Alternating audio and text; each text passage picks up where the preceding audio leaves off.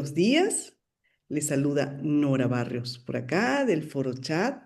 Le damos la bienvenida al doctor Osvaldo Encinas, ingeniero forestal y doctor en tecnología de la madera.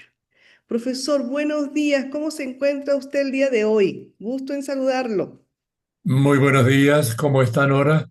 Primero, muy agradecido por la deferencia que tienen hacia mi persona para participar en esta serie de entrevistas que están haciendo en el grupo, que me parece muy inspirador. Creo que es una buena forma de ir encaminando las cosas para enderezar el camino, como alguien diría. Muchísimas gracias por esto. No, y yo agradecida de tenerlo porque sé de su trayectoria y me gustaría conocer más. Entonces, profesor, ¿qué lo motivó a usted a estudiar ingeniería forestal? ¿Cómo llegó usted a la carrera? A ver, cuando era niño, tuve ocasión de interactuar con un tío materno. Él era carpintero de la vieja escuela. Le estoy hablando de varios años atrás. Y entendí que hay que tomar la madera como un material para crear cosas, la madera, ¿ya? Claro, esa época es donde los carpinteros tenían que preparar sus propios pegamentos, por ejemplo, ¿no? Yo aprendí siendo niño a hacer la cola utilizando la cola de pez. Naturalmente, las generaciones actuales no deben saber que se puede hacer cola con la cola de un pez. ¿Ya? Entonces, claro, en baño María y todo aquello. Entonces me fascinó el arte de comenzar a hacer cosas, aprender a hacer, con los años, poco a poco fui entendiendo que es posible trabajar con la madera como un material para hacer todo lo que uno quisiera hacer.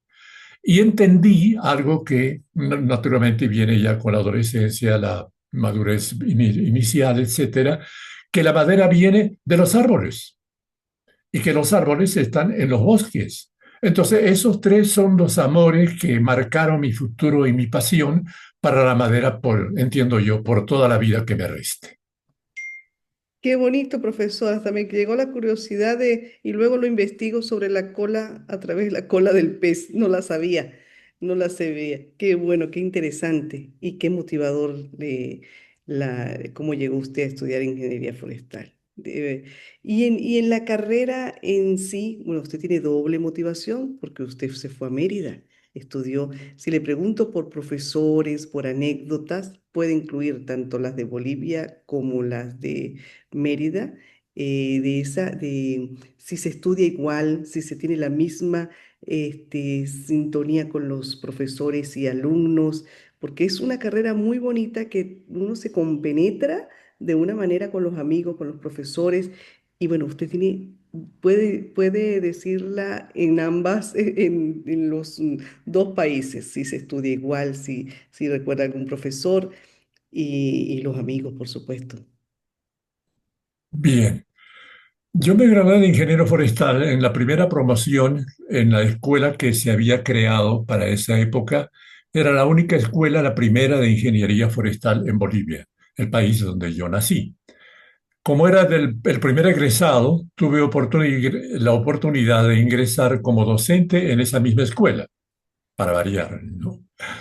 Pero fui invitado a especializarme en el área de maderas a través de una beca del ICA, Instituto Interamericano de Ciencias Agrícolas de la Organización de Estados Americanos, y elegí Mérida por sugerencias, por comentarios, por conversaciones, por comunicaciones con algunos colegas en todo el mundo, porque Mérida era un centro de prestigio y de alta excelencia en el tema forestal. Le estoy Wow. hablando de los 70, 80 del siglo pasado, ¿no? Tenía una escuela de ingeniería forestal, un centro de posgrado forestal muy reconocido, el IFLAIC, no sé si escuchó hablar del Instituto Forestal Latinoamericano de Investigación y Capacitación, era el Sí. nombre inicial del IFLAIC, como el centro de documentación muy reconocido en América Latina y naturalmente de un laboratorio nacional de productos forestales, esto ya es tecnología de la madera, mi amor. Al tiempo de realizar mis estudios de maestría, pues tuve ocasión de trabajar como documentalista en el IFLAIC y esta institución, que era el Centro de Documentación Forestal, llegaba toda la información mundial, puedo decir, a través del correo, que para entonces funcionaba, y una característica, la documentación impresa, libros, periódicos, boletines, revistas, todo material exactamente impreso. Entonces llegaba en crudo hacia el IFLAIC y este centro, el IFLAIC como centro de documentación forestal, tenía que hacer la tarea de analizar la documentación, leerla, analizarla, preparar un resumen y conformar los boletines con contenidos bibliográficos, con publicaciones especiales, con temas específicos, de modo que esa fue una escuela de alta capacidad para mí, muy bien justificada desde el punto de vista de preparación individual en el campo de la documentación forestal. Amplié mis conocimientos profesionales en una forma potencial, ¿ya? Y tuve ocasión de interactuar para entonces en el IFLAIC en cursos que se organizaban en Mérida con participación de expertos mundiales. Recuerdo que fui, por ejemplo, asistente del profesor Aníbal Luna Lugo, ya un excelente profesional, el cual participaba como coordinador de un curso internacional de inventario forestal, donde venía un experto de Finlandia, un experto de otro país, con participación de muchísima gente de Latinoamérica. Esa era la importancia que tenía el IFLAIC en aquel tiempo. Naturalmente comencé mis estudios de posgrado, ya. Entonces era como director del centro de posgrado el profesor Luis Enrique Rodríguez Poveda, al cual admiro muchísimo, el cual creo que nos hace falta todavía en esta época oscura que estamos atravesando en el sector forestal. Él tenía la conducción, además de dirigir el centro de posgrado, la conducción de estaciones experimentales en los llanos de Venezuela, a donde periódicamente profesores y estudiantes de posgrado, naturalmente de pregrado eventualmente, había participación de expertos mundiales que venían a realizar su trabajo y muchos venían a hacer su trabajo de doctorado o de maestría en los llanos, en las reservas forestales que hay en los llanos. Algunos de ellos naturalmente se quedaron como profesores, pero muchos vinieron a visitarnos. Para entonces había estudiantes de maestría de varios países, de Brasil, Perú, Ecuador, Colombia, Costa Rica y créame, hasta de Ruanda, de África. Wow. Era la fama y el prestigio que tenía el Centro de Estudios Forestales de posgrado. Obtuve mi grado de Magíster en Ciencia en 1977 y después de concluir inmediatamente de aquello, tuve ocasión de formar parte del proyecto BEN 19 de la FAO y del recientemente creado Ministerio del Ambiente y de los Recursos Naturales Renovables, ¿ya? El primero en América Latina. Esto fue consecuencia y motivación de un colega al que aprecio mucho y siempre le digo, tú eres culpable que me haya quedado en Venezuela, Oscar Noguera. Bien. ¿Ya? Bueno, con este proyecto permanecí en Guanare 3, 4 años, realizando particularmente estudios de rendimiento de la madera cerrada en los llanos occidentales, que fue en realidad mi primer contacto con la industria forestal de Venezuela. Y estaba realmente impresionado para esa época por el número de aserraderos, la capacidad de procesamiento que había, la actividad forestal industrial que era increíble desde la explotación, el aprovechamiento, el transporte hasta los aserraderos. Entonces ese fue un trabajo que realicé para la FAO. Naturalmente las misiones de la FAO terminan, pero yo continué con el Ministerio del Ambiente y de los Recursos Naturales Renovables en Caracas. Para ello, pues tramité la autorización del Colegio de Ingenieros de Venezuela y comencé a trabajar con la División de Vegetación de la Dirección General de Información e Investigación del Ambiente. Tuve ocasión y el privilegio de estar a las órdenes de prestigiosos forestales. Gerardo Arellano, por ejemplo, Gloria Berocoechea de Santa Romita, no sé si he escuchado hablar de No, ellos, no. Alejandro Trócoli, Bueno, una época en Caracas que fue increíble porque me dio ocasión de conocer a los forestales que estaban constituidos en la Sociedad Venezolana de Ingenieros Forestales. Ellos tenían su sede en el Colegio de Ingenieros, todavía está allí, en Caracas, donde yo me afilié en la sociedad y tengo el carnet número 813 de la Sociedad Venezolana de Ingenieros Forestales. No sé qué número es el suyo. Ay, yo creo que yo paso del 2000, profesor. Bien. Bueno, para entonces era presidente de la sociedad el colega Omar Carrero Niño, profesional de alta capacidad que admiro muchísimo.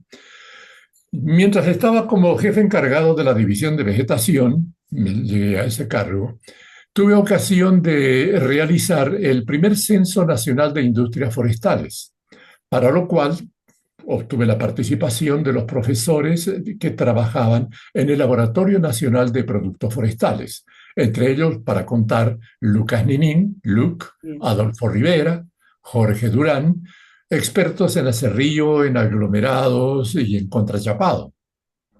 grandes Para esa profesores época censamos in situ, con visitas al sitio, 400 y algo más de aserraderos en toda Venezuela. en todo Venezuela. 20 y pico Sí, industrias de pulpa y papel, 18 plantas de contrachapado y 14 industrias de aglomerado. Era increíble. Los finales del increíble. siglo pasado, Venezuela tenía una actividad industrial que realmente llamaba muchísimo la atención. Bueno, luego de varios años en Caracas, tenía la familia en Mérida, a donde me desplazaba periódicamente como muchísimos otros profesionales, tanto forestales como químicos, mecánicos, me enteré posteriormente, éramos los viajeros de fin de semana, Caracas, Mérida, Caracas. Claro, eso agota con el tiempo.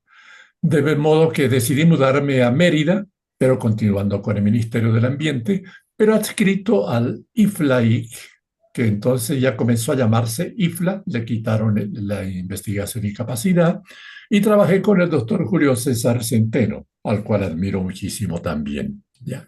Bueno, ese periodo fue de intenso acercamiento de mi persona a la Facultad de Ciencias Forestales. Intercambié muchísimos conocimientos y experiencias y aprendí de profesores de alta relevancia, entre los cuales recuerdo a Henry Rodríguez Carrasquero, recuerdo a Ennio Pozzobón, es que voy a pecar porque fueron muchísimos, Y claro, porque realmente eran muchos con los cuales yo vi materias con aquellos, ¿no? Y tuve ocasión de colaborar muy estrechamente con el profesor Luis Enrique Rodríguez Poveda. Destaco, excelente, excelente persona. Lo todos, todos. No extrañamos, hay una ¿ya? persona que diga lo contrario. Qué inspirador como profesor. Sí, tremendamente. Bueno, Sí. en todo caso, este periodo es anecdótico, porque han surgido muchísimas cosas dentro de todo aquello. Por ejemplo, la participación, casi durante 2 años, de un proyecto que la Facultad de Ciencias Forestales tomó en contrato con electrificación del Caroní, que pertenece naturalmente a la Sí. CBG.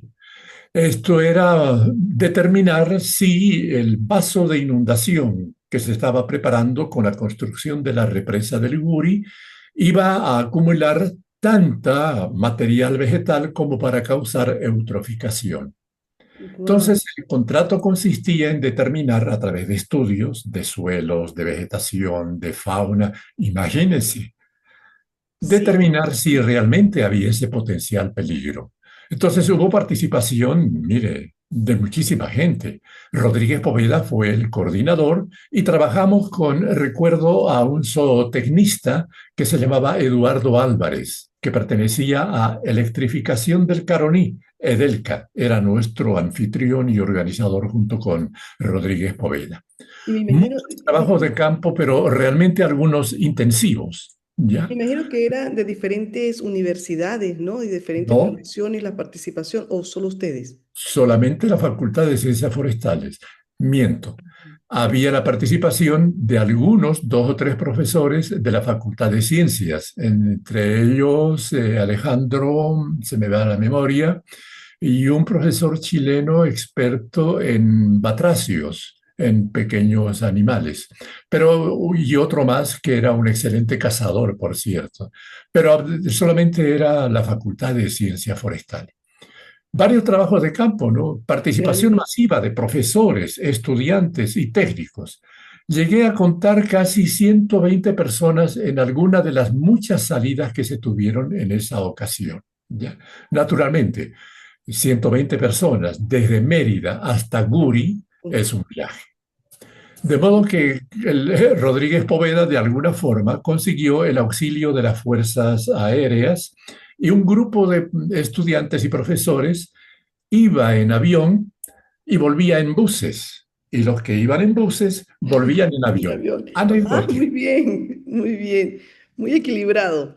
Sí, sí, sí, ¿no? Entonces, pero Guri tiene muchísimas historias que han marcado, creo yo, a quienes participamos en esta tremenda experiencia de lo que eran los estudios que se realizaron en Guri. No, una experiencia magnífica, magnífica.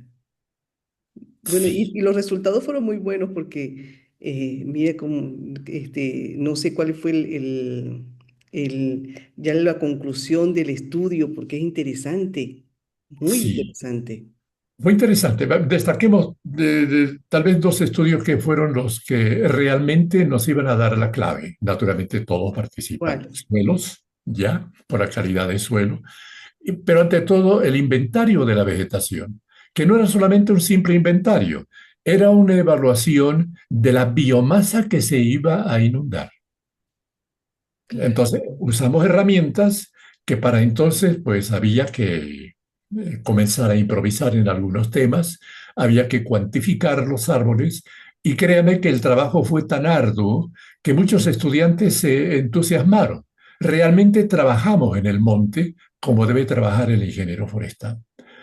Cortábamos árboles, cortábamos ramas, cogíamos las ramitas pequeñas, las hojas, las pesábamos, mandábamos la muestra para tener el peso seco de todo aquello, e inclusive de raíces. Conseguimos una grúa de aguilón, de esas que son para levantar edificios, para extraer raíces de algunos árboles que nos interesaban cuantificar, porque la idea era ver cuánta masa se iba a identificar. Naturalmente, los profesores expertos en cartografía y en todo aquello hicieron pues la delimitación de las zonas de vida, podría decirse, mejor dicho, más específicamente de los tipos de vegetación que se iban a inundar.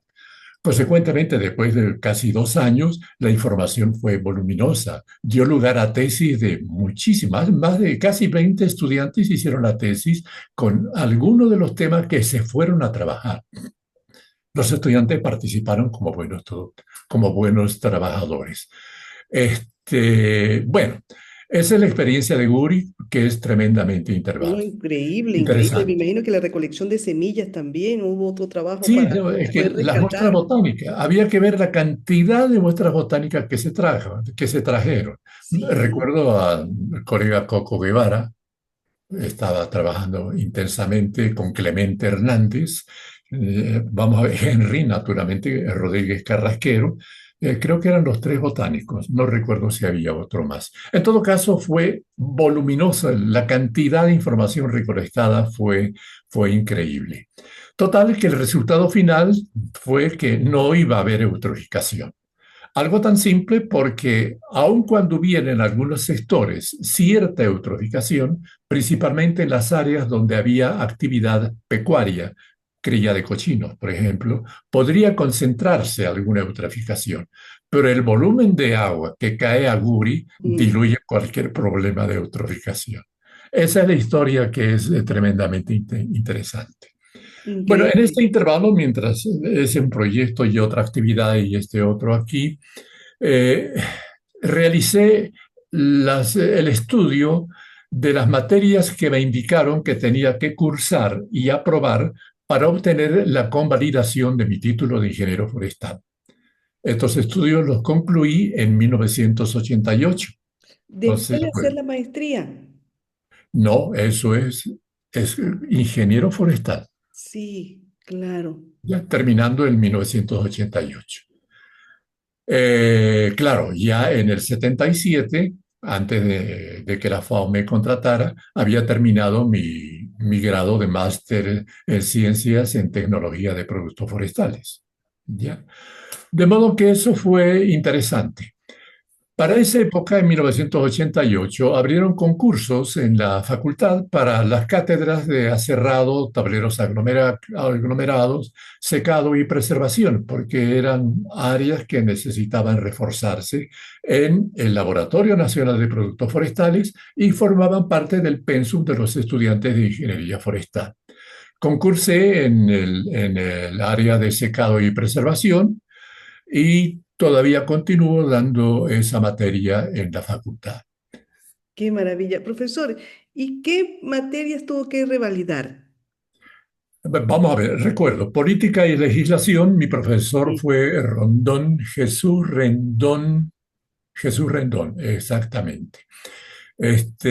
Botánica y dendrología, Henry Rodríguez, básicamente, él fue uno de los profesores. Suelos, con Franco y otro profesor más. Fotogrametría, Elvesio Pernilla, Ennio Pozzobón, ya. ¿Qué otra materia más tenía? Bueno, no sé, dos o tres más que se me escapan, pero no fueron muchas realmente. Concluí aquello y terminé mi convalidación del título. Muy bien, profesor. Excelente su trayectoria, porque vamos iniciando apenas. Y luego, profesor, empezó a dar clase y las asesorías internacionales, porque veo que tiene nacionales e internacionales que las compaginó dando clases, ¿cierto? Profesor, sobre los trabajos de investigación donde ha participado, ¿qué me puede hablar al respecto? ¿Qué puede recordar? Bien, ¿cómo empezaríamos? Cuando hay un pequeño problema es necesario investigar la solución. En el sector forestal, en el cual me desempeño igual que usted, igual que todos los forestales, debieran inmiscuirse mucho más todavía, pues hay que buscarle solución a algunos problemas. Con trabajos de investigación interesantes que se han conducido, los hemos hecho a través de proyectos internacionales algunas veces, a veces como parte de del material. Voy a ser un poquito más específico. El área de interés mío es la preservación, el secado y la microbiología de las maderas. Es decir, cómo hacer que la madera siga siendo un material que siga sirviéndonos a pesar de que sea atacada por distintos organismos destructores de la madera. Voy a darle un ejemplo. En los 2010-2012, a través de un proyecto de la Unión Europea que se conoce como Iberoeca, no sé si escuchó hablar de esos No, proyectos, no. obliga a participar a la universidad, a las empresas del ramo y naturalmente a académicos de las universidades. En este proyecto, donde participaron España, Portugal, una empresa española que se llama FKR, que produce preservantes para la madera y todo tipo de protectores de la madera, tuve el privilegio de participar con mi grupo de trabajo, el Grupo de Investigación en Conservación de Maderas, GICOM, en el desarrollo y evaluación de 14 formulaciones para evitar la propagación del hongo de la mancha azul. Wow. Ese es vamos a decir, un caballito de batalla permanente porque todavía no hemos solucionado todo aquello. Y no lo vamos a solucionar hasta que no nos pongamos de acuerdo los tecnólogos de la madera con los manejadores de bosque, que es sumamente importante, y los biólogos que conocen muchísimo más acerca de manejo genético de los organismos y para uno de contar hasta dónde puede prolongarse ese tema simple de la mancha azul. Ese fue, por cierto, el tema que yo escogí para desarrollar mi trabajo de doctorado. Era la presencia y, y el por qué está el hongo en la madera del pino caribe y tomé como ejemplo algunas otras especies latifoliadas, ¿no? Ese trabajo lo realicé en Suecia. Y usted me dirá, bueno, pero ¿y el Pino Caribe y Suecia? Simple, recibí el tremendo apoyo de Arquímedes Rodríguez, Bien. que era el preparador. Cuando yo me fui a hacer el doctorado, él era presidente de CEREG. Y me mandó 1 metro cúbico de madera cerrada de pino a Suecia para hacer mi doctorado. Entonces, eso es posible cuando usted tiene el interés de hacerlo. Entonces, hice mi doctorado acá. Pero volvamos al caso del proyecto este de Iberoeca. Probamos 14 prototipos de antimanchas que los desarrollamos en conjunto con la gente del FKR y la gente de la empresa que estaba participando y del gobierno español a través de su división forestal que tienen, que se llama División de Montes, ¿no? En España, ¿no? Bien. Como consecuencia, seleccionamos 2 o 3 y hasta el momento conseguimos un preservante que es bueno. Excelente no hay, pero es muy bueno. Excelente no hay, pero es muy bueno. Eso es ¿Cuál puede interesante decir el repetirlo. nombre? ¿Por qué? Porque la gente vea con esto. No, no, no. Todavía hay factores que pueden no estar manejando que van a hacer que siga presentándose la mancha azul. Entonces, ese producto que está muy bien, naturalmente la patente le pertenece al grupo Iberoeca, ¿ya? Hay que traerlo de otro lado porque en Venezuela no tenemos la capacidad para producir este tipo de antimanchas.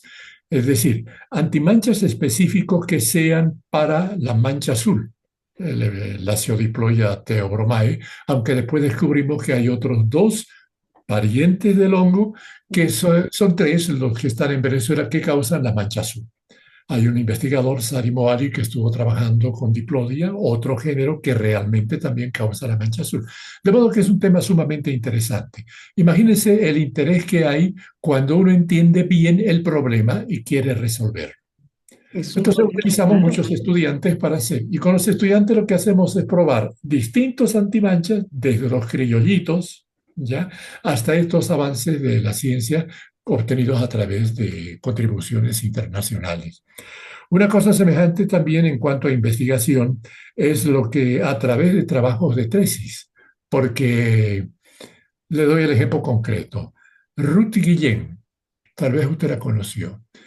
Era estudiante mía, se graduó e hizo la tesis en CBG Proforca, cuando se llamaba CBG Proforca, repito, Bien. cuando era CBG Proforca. Entonces, con ella desarrollamos el primer horario de secado para el Pino Caribe. Algo que poca gente sabe dónde se origina el primer horario de secado. Naturalmente después se va perfeccionando todo aquello.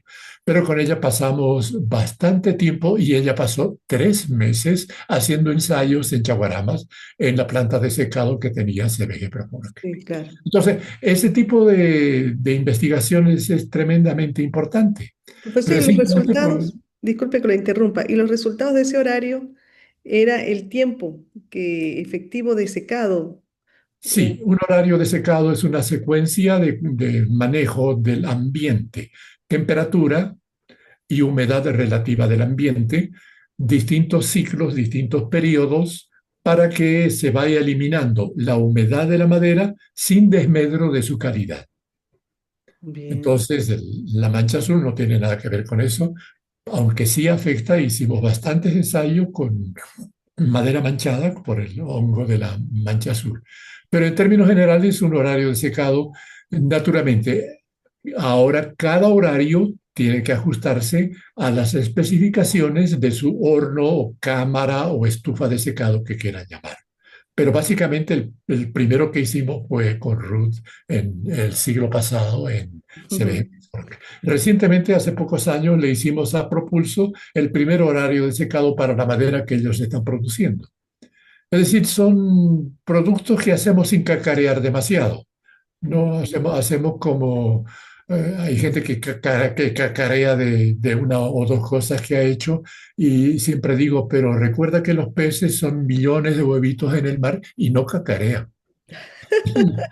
De modo que hemos ido trabajando en ese aspecto. Profe, Este tema es tremendamente importante sí, claro, muy porque estamos interesante. utilizando ahorita extractivos de productos naturales, semillas, inclusive extractos de algunas especies forestales o de otros vegetales, para ver si actúan como preservantes y para proteger contra distintos tipos de hongos de deterioro de la madera.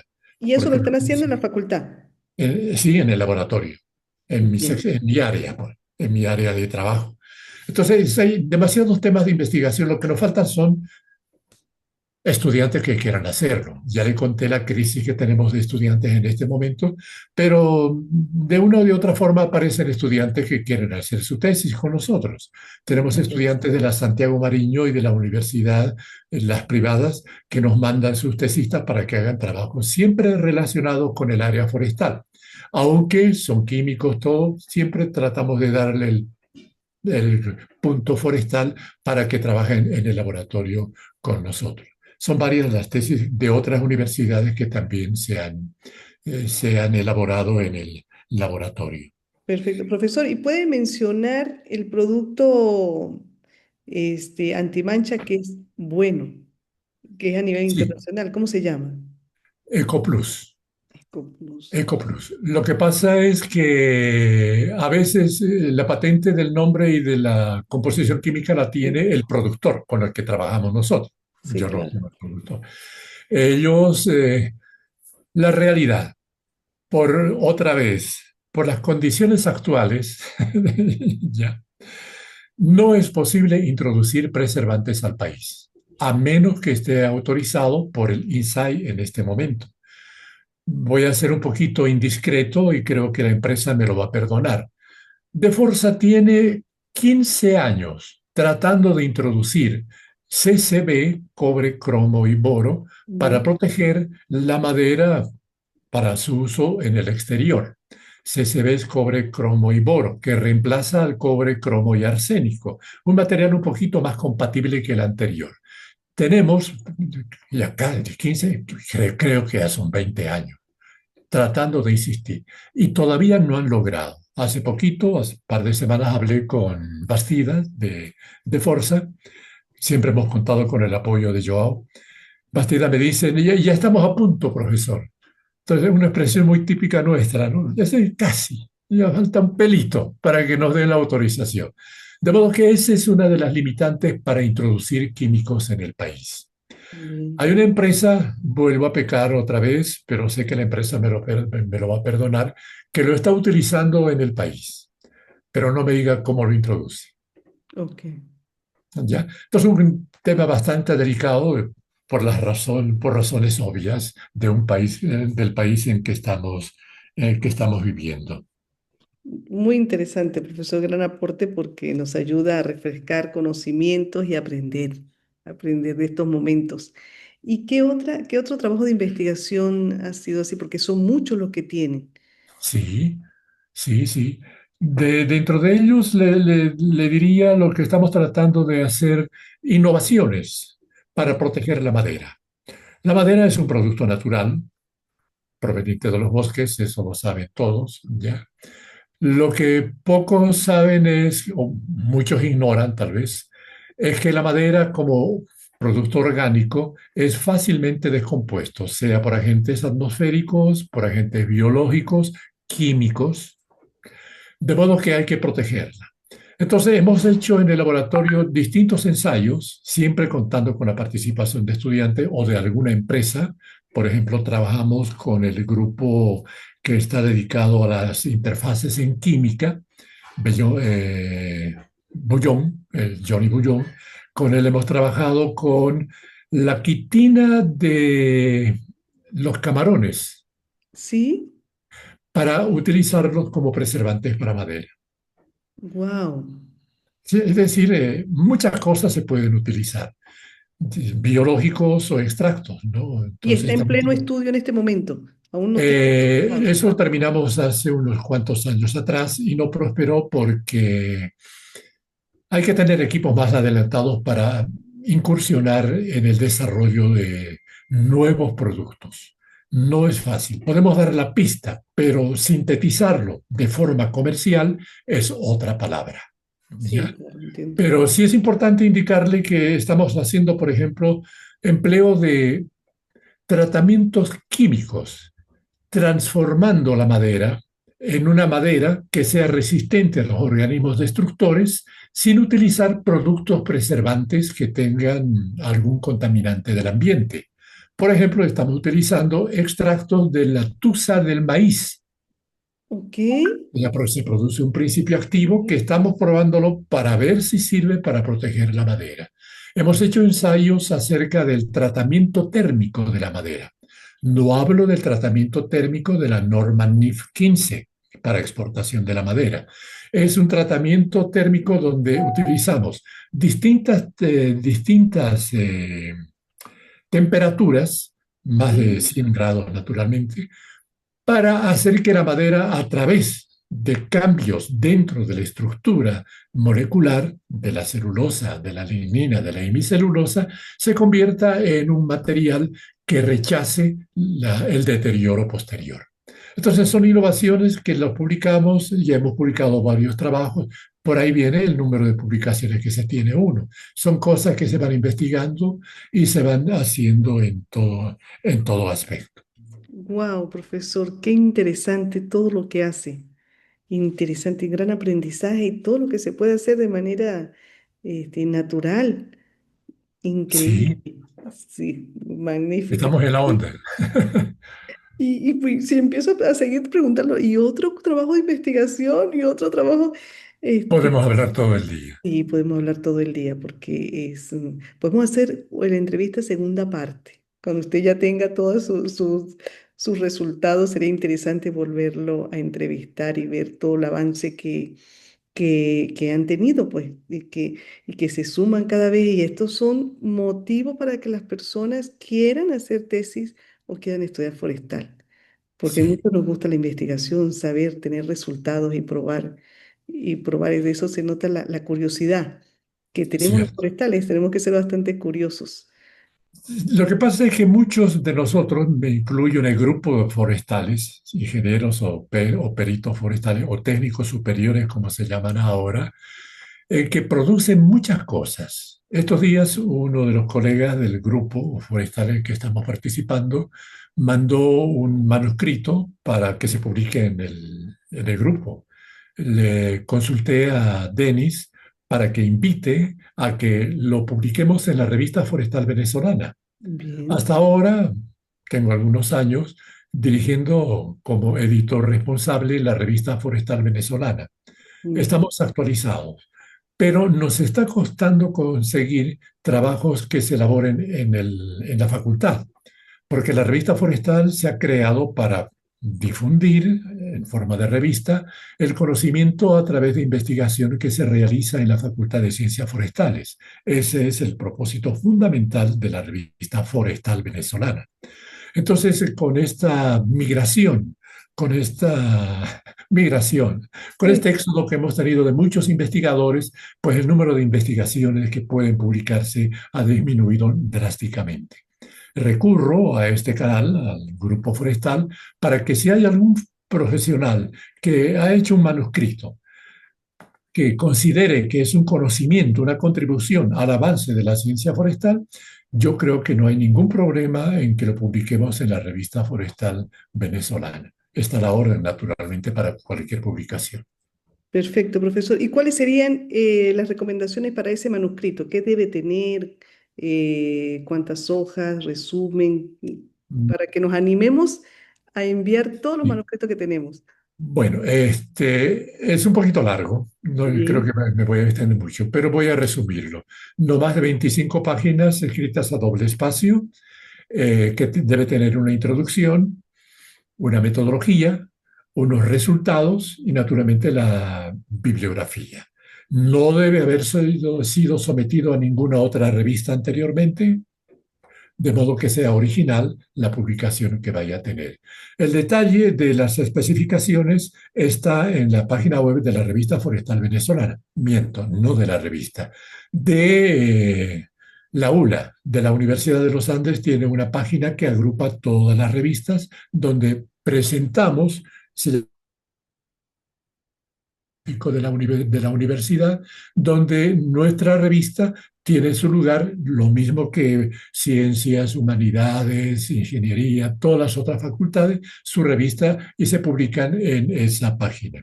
Pero yo le voy a mandar posteriormente, no, simplemente ingresen Revista Forestal Venezolana y van a conseguir muchísima información. Seguramente los va a remitir a esta página web de la universidad y es cuestión de navegar para conocer las preferencias. En todo caso, el que esté interesado, mándeme una notica, yo con todo gusto le mando el detalle de cómo está especificada la exigencia para hacer un manuscrito que se considere, que se somete a consideración de revisores internacionales para que su trabajo se publique. Bienvenido sea. Sí, profesor, hay muchísimas personas que hemos hecho investigación sin ser Sí, publicada. y por timidez o porque no conocen esa posibilidad, no lo publican. Yo creo que todos tenemos capacidad de escribir, todos tenemos capacidad de investigar. Lo que tenemos que hacer es ordenarnos un poquito y escribir. Muchas veces son resultados tan exitosos que se caen porque nadie los ha conocido. ¿Ya? Exacto, Entonces, exacto. temas que han avanzado, muchos colegas, los comentarios que uno lee en el grupo, dicen, han hecho tantas cosas, pero ¿dónde yo me apoyo bibliográficamente para ver los antecedentes, cómo lo han manejado, los resultados, todo aquello? La revista es un buen medio de difusión para este conocimiento forestal. Magnífico, profesor. Muy bien. Qué grato conversar con usted. Aprendí muchísimo. Me encantaría seguir, pero podemos pasar todo el día. Un gusto saludarlo, profesor. Lo estiman muchísimo, lo estimamos muchísimo. Dígame, dígame, Muchas gracias. Un pequeño detallito. dígame. Creo que todos conocen a Raúl Cabrita Pallini. Sí, sí. Excelente. Con él hemos trabajado bastante hace unos cuantos años acerca de crear un grupo de interés para la ordenación de los bosques en la zona del Tuy, donde él reside, ¿no? Y él periódicamente está mandándonos un jalón de orejas. Me Sí, un imagino. jalón de orejas para que los forestales reaccionen, buscando, miren, cómo hacemos para que la profesión forestal recupere lo que antes era, ¿no? Y el último mensaje que nos manda es que hay que hacer algo para, él le llama un análisis filosófico. Déjeme ver si lo tengo anotado sobre esto. Ajá. Él llama a un debate sobre la necesidad de enfatizar la filosofía forestal como base para ir avanzando poco a poco. Entonces yo los invito a que atendamos las sugerencias de Raúl y vayamos trabajando en ese aspecto. Filosofía es simplemente el amor por la sabiduría, por el conocimiento, en este caso del conocimiento forestal, un área tan grande que, en el cual cabemos todos, cada uno con su pedacito de especialización. Increíble, profesor. De verdad. Muy buen mensaje. Muchísimas gracias. Reciba un caluroso saludo de todo el grupo forestal que lo estima y siempre valora todo lo que usted ha hecho por nuestra facultad y por Venezuela. Bien, profesor, ¿algo más que agregar? Ya se nos acaba el tiempo. Fue un placer conversar con usted. Eh, Sí, tal vez algo, no sé si sí, podemos robarle unos cuantos sí, minuticos. con gusto, dígame. Simplemente indicar por qué madera, ¿ya? ¿Por qué no otra área? Simplemente porque, como dije, mis antecedentes se remontan a mi niñez. Pero en realidad, la madera es un producto que es sostenible, siempre y cuando manejemos los bosques. No depende de los tecnólogos, depende de los manejadores de bosques. Y eso va a depender naturalmente de el que tiene una visión general de las ciencias forestales desde el punto de vista que se origina en las cuencas. Las cuencas son receptoras de agua y son las que nos están salvando de los desastres de escasez de agua. Pero no hemos entendido que las cuencas son el lugar perfecto para el crecimiento de los árboles. Eso es lo que Raúl insistía muchísimo en ese aspecto, ¿no? Entonces, es un producto sostenible, tremendamente sostenible. Sus propiedades técnicas son invalorable, no se compara con ningún otro material. Las aplicaciones son tan grandes que, oye, transformar en muebles, en estructuras, en papel, en biomasa, en productos que en este momento se están utilizando. ¿Usted sabía que para los helados, para darle esa suavidad que tiene el helado, se utiliza una pulpa que se llama pulpa para disolver, que se obtiene de la madera? No lo sabía. Aspectos interesantes. Entonces, todo Sí. eso significa que la madera adquiera un valor económico y, vamos a decir, ecológico. Entonces, si entendemos bien, si analizamos bien el papel que tiene que tener el forestal dentro de esa cantidad de profesionales, profesiones que opinan sobre el ambiente, la sostenibilidad, lo forestal, todo ese paquete, naturalmente tienen y están obligados a opinar. Biólogos, ingenieros agrónomos, economistas y ambientalistas y de todos. Pero yo creo que la preeminencia de los temas forestales tiene que ser del ingeniero forestal. Sí. Y ya me dio la curiosidad de saber qué tipo de árbol usan para los helados, profesor. Ya me dejó la tarea. Voy a seguir investigando de eso. Bien, profesor. Qué buena información tiene. Me encanta seguir aprendiendo. Muchísimas gracias, profesor. De verdad, muy agradecida y a todos les va a encantar su entrevista. Muchísimas gracias por la atención, muchísimas gracias a los colegas que me permiten hablar y que me escuchen, por favor, y agradecer nuevamente a este país y a la facultad que me ha dado todo. Bien, Muchas profesor. gracias. Muchísimas gracias. Fue un placer estar con usted el día de hoy. Espero que le vaya muy bien, que sigan los éxitos en su vida y que siga teniendo esa voluntad que tanto se requiere en nuestro sector forestal, en los jóvenes, para seguir aportando así como ha seguido usted y que sigamos todo su ejemplo, todo su ejemplo. Gracias. Bien, que tenga un bonito día, profesor. Un gran abrazo. Muchas gracias. Hasta luego.